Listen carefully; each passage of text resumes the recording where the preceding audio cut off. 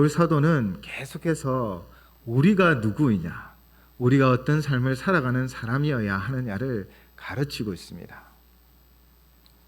오늘 본문은 새 사람을 입은 우리가 어떻게 행해야 되는지를 가르쳐 주고 있죠. 이는 우리가 어느 정도 수준이 되고 또 어느 단계에 이르렀기 때문에 주어진 것이 아닙니다. 우리가 새 사람을 입은 것은 우리 스스로의 노력과 우리가 가지고 있는 무엇인가로 인하여 얻어진 것이 아닙니다. 바로 그리스도의 그 보혈, 그리스도의 그 십자가 사랑으로 말미암아 우리에게 주어진 것이죠. 그래서 바울은 골로새서 2장 12절로 이렇게 이야기합니다. 너희가 세례로 그리스도와 함께 장사되고 또 죽은 자들 가운데서 그를 일으키신 하나님의 역사를 믿음으로 말미암아 그 안에서 함께 일으키심을 받았느니라. 아멘. 우리가 예수님을 구주로 고백하고 우리의 죄를 고백하며 십자가의 보혈을 의지하며 나아가 세례를 받으면 그리스도와 함께 장사되어지고 그리스도와 함께 살게 됨을 믿습니다. 바로 바울은 이것을 우리에게 계속해서 이야기하고 있는 것입니다. 바울 사도는 로마서에도 이렇게 분명하게 선언하고 있습니다. 로마서 6장 11절입니다.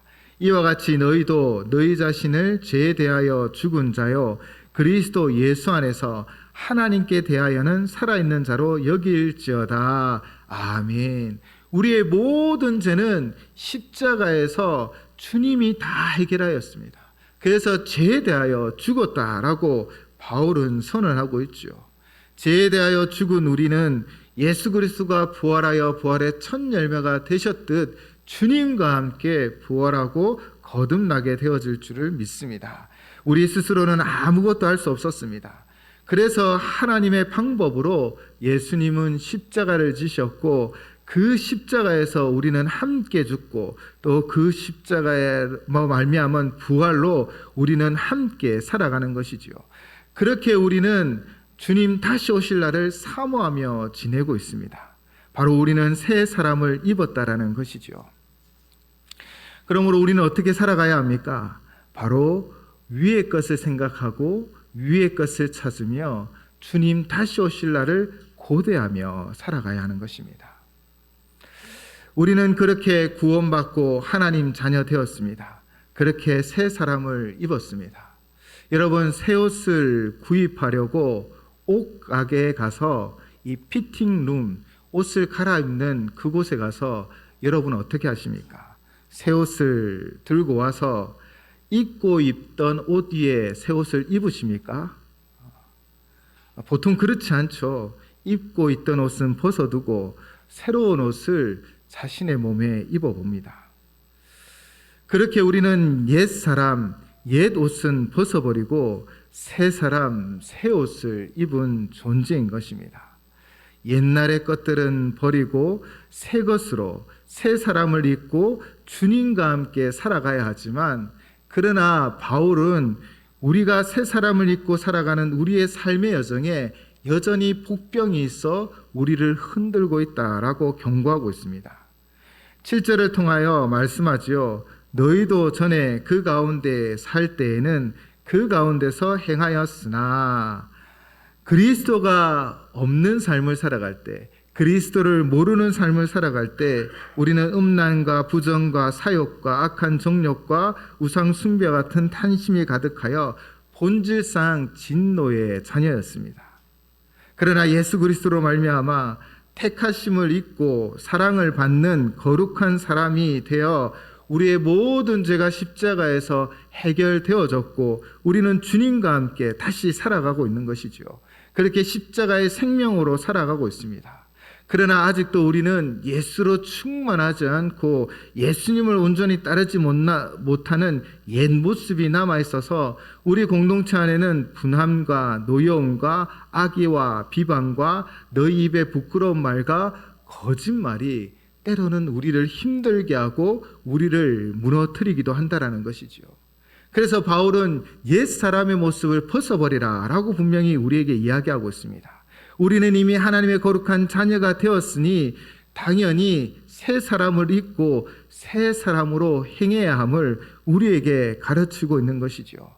그래서 오늘 본문을 통하여 바울은 우리에게 새 사람을 입은 우리가 어떻게 행해야 함을 가르쳐 주고 있는 것입니다.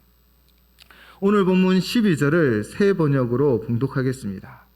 그러므로 여러분은 하나님의 택하심을 입은 사랑받는 거룩한 사람답게 동정심과 친절함과 겸손함과 온유함과 오래 참음을 옷 입듯 입으십시오. 아멘. 바울 사도는 그러므로라라는 단어로 이 단락을 시작하고 있습니다. 그러므로 이 접속사의 정확한 의미를 국어사전으로 찾아보면요, 앞의 내용이 뒤의 내용의 이유나 원인, 근거가 될 때 쓰는 접속 부사라라고 설명하고 있습니다.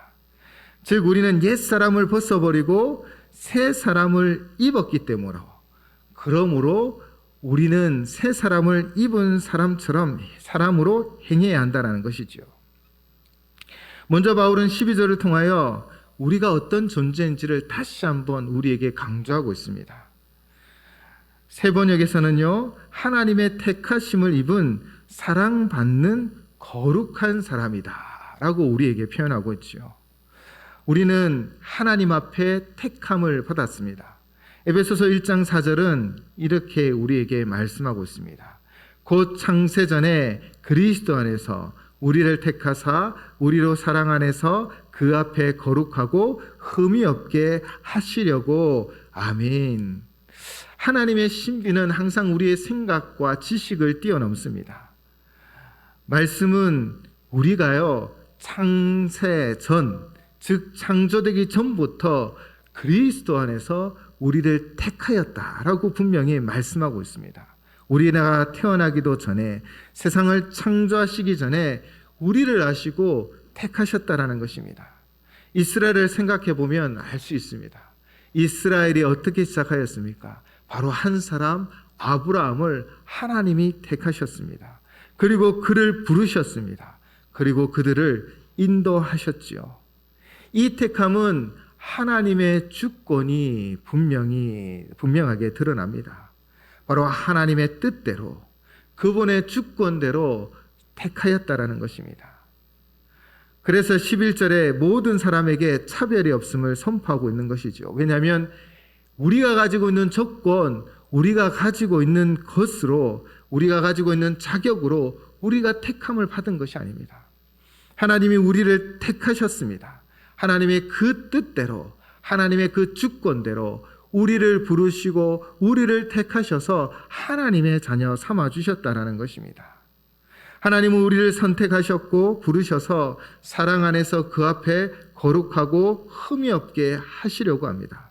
그 목적대로 우리를 이끌어 가시고 이 세상에서 거룩으로 부르셨고 성결하게 하여 주신다라는 것입니다. 이제 새 사람이 어떻게 행해야 되는지 이 말씀을 통하여 더 깊이 상고하려고 합니다. 12절에서 13절까지 총 6가지를 이야기하고 있습니다. 이 6가지는요, 둘씩 짝지어 생각해 볼 수 있습니다. 먼저는 긍휼과 자비입니다.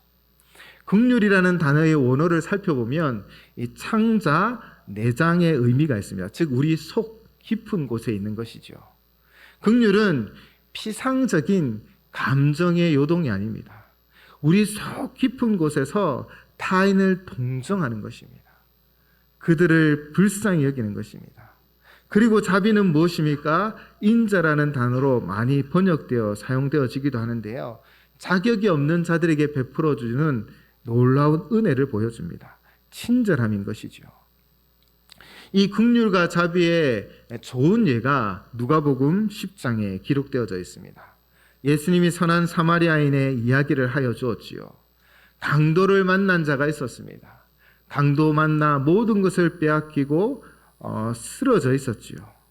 그런데 그를 피하여 모른 척하고 돌아간 이들이 있었습니다. 바로 제사장과 레위인들이었지요. 그러나 그 강도 만든 자의 이웃이 있었습니다. 누구였습니까? 누가 그에게 다가왔습니까? 누가복음 10장 33절엔 이렇게 기록하고 있습니다.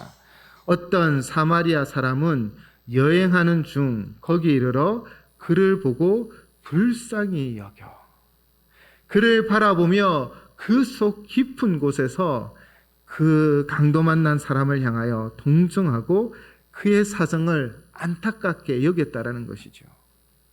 그렇게 그 속에 그를 향한 긍휼이 바로 자비를 베풀었습니다. 누가복음 10장 34절 35절에서 이 선한 사마리아인이 어떻게 행하였는지를 기록하고 있죠. 가까이 가서 기름과 포도주를 그 상처에 붓고 싸매고 자기 짐승에 태워 주막으로 데리고 가서 돌보아 주니라. 그 이튿날 그가 주막 주인에게 데나리온 둘을 내어주며 이르되 이 사람을 돌보아 주라. 비용이 더 들면 내가 돌아올 때에 갚으리라 하였으니 아멘. 긍휼한 마음은 곧 자비로 나타나는 것이죠. 우리는 예수님을 닮아가는 삶을 살아가고 있습니다. 예수님은 우리를 향한 끝없는 긍휼하심으로 우리를 보살피시고 인도하시죠. 그리고 선한 사마리아 이 비유를 통하여 우리가 선한 사마리아의 삶을 살아가기를 원하십니다.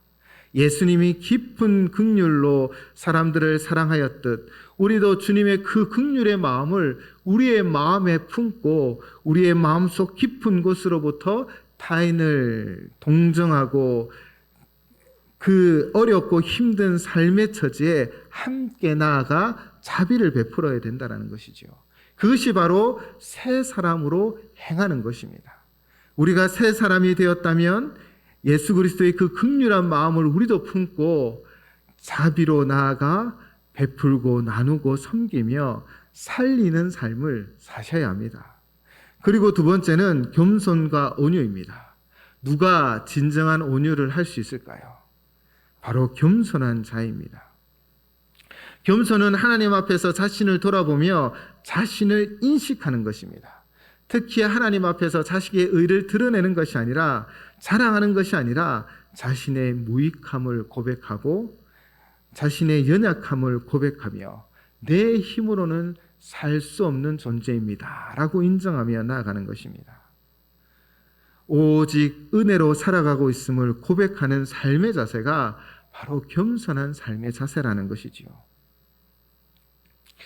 그리고 온유는 무엇입니까? 온유는요, 온화하고 친절한 모습만을 이야기하는 것은 아닙니다. 선천적으로 온유한 사람을 이야기하는 것이 아닙니다. 이 온유의 단어의 속뜻은요, 난폭한 야생마가 훈련을 받고 그 기나긴 훈련을 통해 길들어져서 이 마부의 말을 잘 듣는 상태, 그 변화된 성격을 가리킨다고 합니다. 이 온유란 단어에는 이런 의미가 있다는 것이죠. 즉 온유란 자신의 성질과 생각을 내려놓고 하나님의 뜻을 이루어가고 하나님 말씀에 순종하고 그렇게 순복하는 것, 그것이 바로 온유라는 것입니다.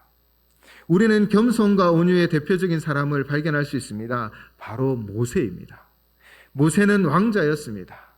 그 왕자의 때에 자신의 애굽의 지식, 또 자신이 왕자로서 가지고 있는 권세로 이스라엘의 형제를 자기의 힘으로 구원하고자 애굽 사람을 죽였죠.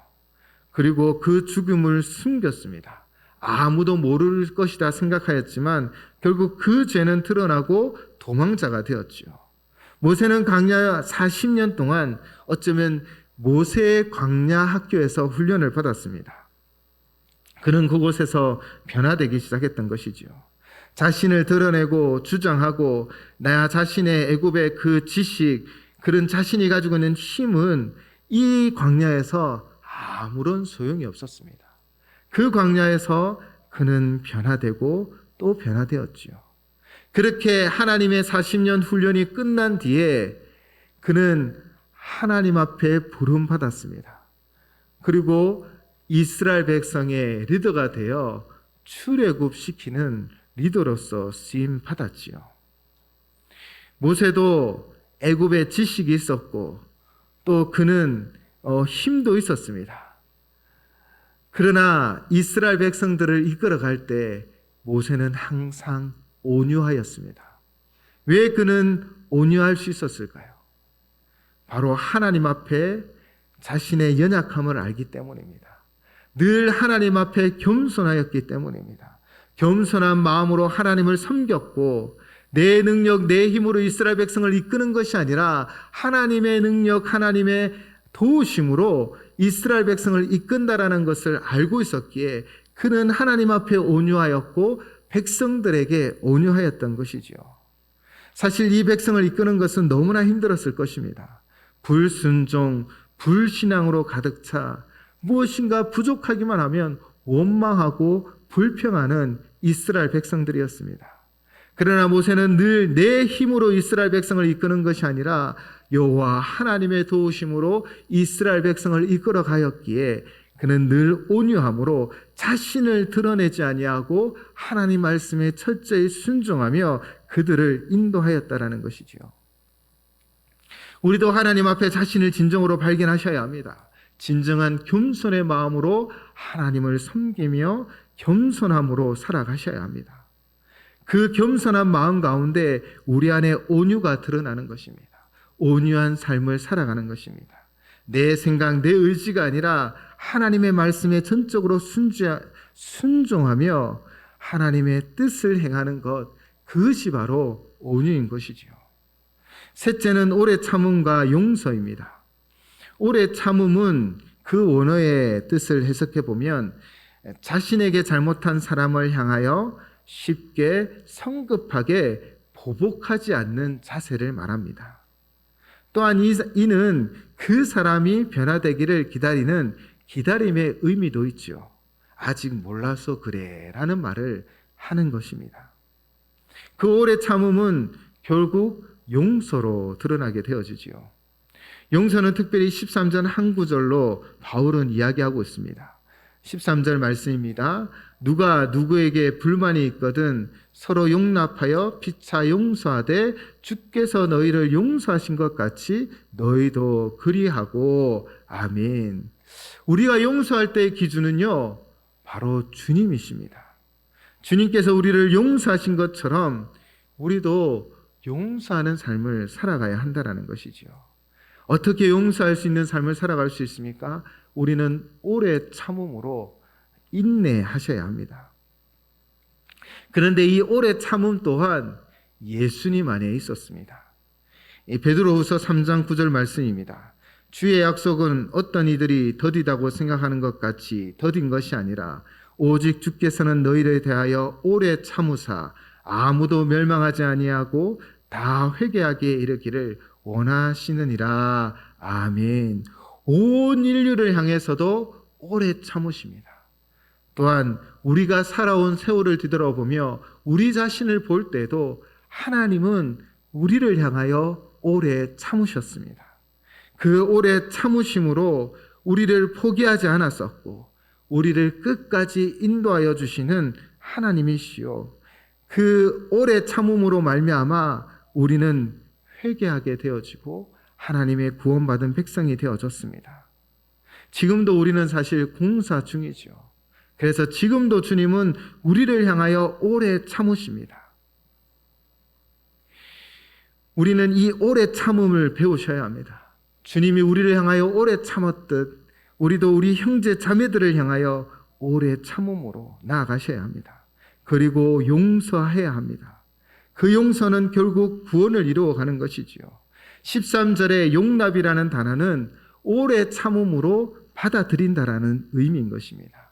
주님이 우리를 오래 참음으로 용서하여 주고 구원하여 주셨듯 새 사람을 입은 우리는 예수님의 그 오래 참음을 우리의 마음에 간직하고 또 우리도 오래 참음의 마음을 가지고 용서하며 하나님의 거룩한 뜻을 이루어 가셔야 합니다. 이 용서는 구원을 이루어가고 변화를 이루어가고 새 역사를 만들어갈 줄을 믿습니다. 그리고 바울 사도는요, 이 마음 자세의 6가지를 이야기하고 14절로 분명하게 당부하고 있습니다. 우리 14절 말씀 함께 봉독하도록 하겠습니다. 시작.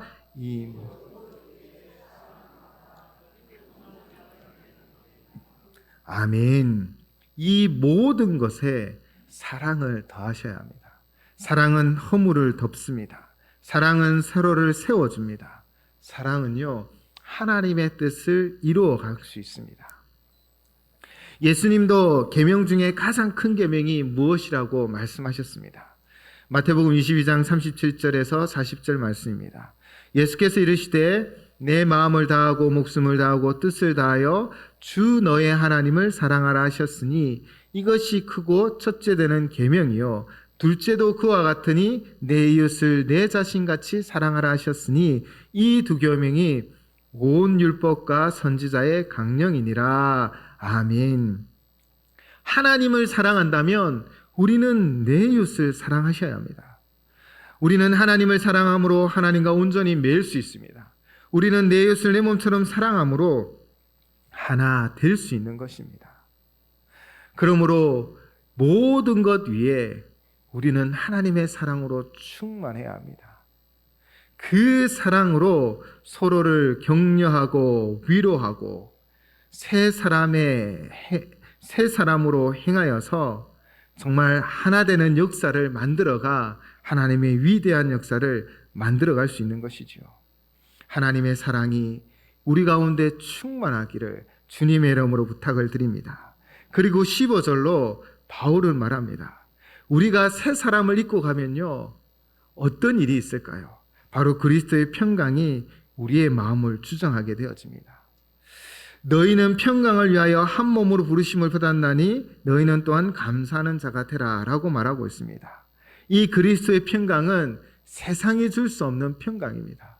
우리가 때로는 주를 위하여 새 옷을 입고 행할 때 때로는 견디고 인내하고 때로는 포기하고 때로는 정말 주를 위하여 고난을 받기도 하고 어려움을 당하기도 합니다. 그러나 우리가 새 사람을 입고 나아가면 그리스도의 평강이 우리의 마음을 주장할 줄을 믿습니다. 그 그리스도의 평강은 세상이 줄 수 없고 세상이 알 수 없는 우리의 마음의 진정한 평화인 것입니다. 그리스도의 평강이 어떻게 우리의 마음을 지배할 수 있다라고 말합니까? 바로 긍휼한 마음으로 자비를 베풀고 겸손한 마음으로 온유함을 이루고 오래 참음으로 용서하는 삶을 살아갈 때 그리고 사랑으로 충만할 때 우리는 그 평강을 누릴 수 있다는 것입니다. 그리고 바울은 말하죠. 또한 감사하는 자가 되라는 것입니다. 우리가 감사함으로 기도하고 감사함으로 하나님께 나아갈 때 우리의 평강이 넘칩니다. 그래서 바울 사도는 빌립보서 4장 6절에서 7절로 이렇게 말합니다. 아무것도 염려하지 말고 다만 모든 일에 기도와 간구로 너희 구할 것을 감사함으로 하나님께 아뢰라. 그리하면 모든 지각에 뛰어난 하나님의 평강이 그리스도 예수 안에서 너희 마음과 생각을 지키시리라. 아멘. 우리가 새 사람을 입고 긍휼과 자비로 겸손과 온유로 오래 참음과 용서로 사랑으로 하나 되어지고 감사함으로 기도하면 그리스도의 평강이 모든 지각에 뛰어난 그리스도의 평강이 우리의 마음과 생각을 주장하고 지킬 줄을 믿습니다. 그렇게 새 사람을 입은 성도들이 모인 공동체는 어떤 공동체가 되어야 할까요? 바울 사도는 16절로부터 시작해 우리의 공동체의 모습을 이야기하고 또 가정과 직장에서 새 사람을 입은 사람들은 어떻게 살아가야 함을 이야기합니다. 16절과 17절은 그렇게 새 사람을 입은 성도들이 모인 공동체의 모습을 이야기하고 있지요. 16절에서 우리 17절도 다 한 목소리로 함께 봉독하도록 하겠습니다. 시작. 그리스도의 말씀이 너희 속에 풍성히 거하여 모든 지혜로 피차 가르치며 권면하고 시와 찬송과 신령한 노래를 부르며 감사하는 마음으로 하나님을 찬양하고 또 무엇을 하든지 말에나 일에나 다 주 예수의 이름으로 하고 그를 힘입어 하나님 아버지께 감사하라. 아멘. 새 사람을 입은 공동체의 모습은 먼저는 그리스도의 말씀이 우리 안에 풍성히 거해야 합니다. 내가 드러나는 것이 아닙니다. 나는 이미 죽었습니다. 예수로 살아가기 때문에 옛사람의 모습은 벗어버리고 새 사람을 입었는데 그 새 사람은 바로 그리스도의 말씀이 우리 속에 풍성하다라는 것입니다. 말씀이 이끄는 삶을 살아가는 것입니다. 그리고 우리의 공동체는 어떠해야 합니까? 모든 지혜로 피차 가르치며 권면하는 것이죠. 서로에게 유익을 끼치고 서로를 인도하고 서로를 격려하고 서로를 위로하여 하나 되는 공동체를 만들어가는 것입니다. 나를 드러내고 나를 자랑하는 것이 아니라 우리는요, 서로를 위로하고 격려하는 하나 되는 겸손이 온유함으로 하나 되는 공동체가 되어야 합니다. 그리고 그 공동체는요, 시와 찬송과 신령한 노래를 부르며 감사함으로 하나님을 찬양하는 공동체입니다. 오직 하나님께만 감사와 영광을 돌려드리고 오직 하나님만 믿고 의지하고 오직 하나님 그 말씀에 순종하는 공동체가 되어져야 하는 것입니다. 또 우리 공동체 안에서요, 무엇을 하든지 말이나 이래나 주 예수의 이름으로 해야 합니다. 예수님만이 드러나야 하고 예수님의 말씀만이 선포되어져야 하고 예수님의 성품으로 우리는 변화되고 우리는 말하고 일해야 합니다. 그리고 그분으로 힘입어 하나님께 감사하는 공동체가 되어져야 합니다. 우리의 새 사람을 입은 공동체가 이 모습을 갖출 때 우리는 정말 하나님의 거룩한 뜻을 이루고 구원을 이루고 하나님의 나라를 확장하며 하나님 영광 돌려드리는 귀한 공동체가 되어질 줄을 믿습니다. 오늘 바울은 새 사람을 입은 우리가 어떠한 삶을 살아가며 어떤 공동체를 이루어가는지를 분명히 말씀을 통하여 가르쳐 주고 있습니다. 우리는 이 말씀에 순종하셔야 합니다. 이 말씀대로 살아가셔야 합니다. 그렇게 우리가 새 사람을 입고 또 새로운 공동체를 만들어가 하나님 영광 돌려드리는 각 사람이 되어지고 우리 공동체, 우리 연산제일교회가 되기를 주님의 이름으로 축원을 드립니다.